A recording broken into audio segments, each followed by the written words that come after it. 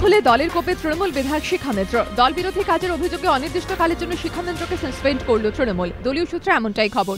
আজ বিধানসভা কক্ষ থেকে বেরিয়ে শিখা গতকাল বিধানসভায় হাতাহাতির ঘটনার নিন্দা করেন। বলেন, নক্কারজনক ঘটনা, বিধানসভায় যেতেই ভয় পাচ্ছি, মানুষের কাছে কিভাবে মুখ দেখাবো। এই মন্তব্যের পরই সাসপেন্ড করা হয় চৌরঙ্গীর বিধায়ক শিখা মিত্রকে।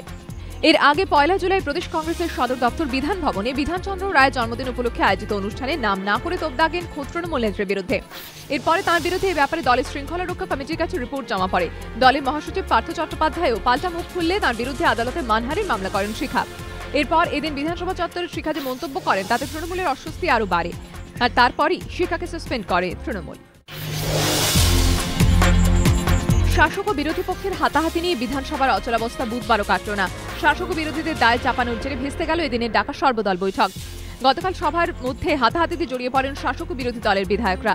এই ঘটনার পর আজ বিধানসভার অধিবেশন শুরু হলে বাম শিবির 3 বিধায়কের সাসপেনশন প্রত্যাহারের দাবি করেন। অধ্যক্ষ দাবি খারিজ করে দিলে তাঁরা সভা থেকে ওয়াকআউট করেন। বিধানসভার বাইরেও বিক্ষোভ দেখান তারা। এদিন সর্বদল বৈঠকে দুপক্ষই নিজেদের অবস্থানে অনড় থাকেন। শাসক দলের পক্ষ থেকে দাবি করা হয় সমগ্র ঘটনার জন্য বাম বিধায়কদের দুঃখ প্রকাশ করতে হবে। অন্যদিকে বামেরা দাবি করেন সাসপেনশনের আগে তাদের 3 বিধায়ককে আত্মপক্ষ সমর্থনের সুযোগ দেওয়া হয়নি, তাই সাসপেনশন তারা মেনে নেবেন না। বুধবার ভোর 4:40 ধ্রুপদী সঙ্গীত জগতে আর এক নক্ষত্রের পতন। পণ্ডিত রবিশঙ্করের মৃত্যুর দিনই চলে গেলেন প্রখ্যাত ধ্রুপদী সঙ্গীত শিল্পী পণ্ডিত মানস চক্রবর্তী। শহরের একটি বেসরকারি হাসপাতালে মৃত্যু হয় তাঁর।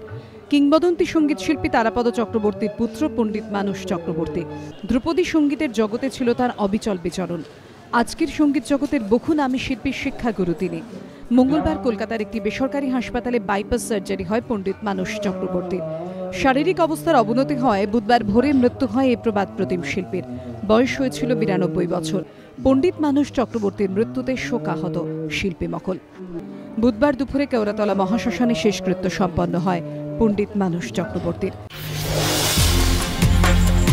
হারতে থাকা টিম ইন্ডিয়ায় নতুন সমস্যা। একটি ওয়েবসাইটের দাবি গৌতম গম্ভীরের আচরণে ক্ষুব্ধ ভারত অধিনায়ক মহেন্দ্র সিংহ ধোনি।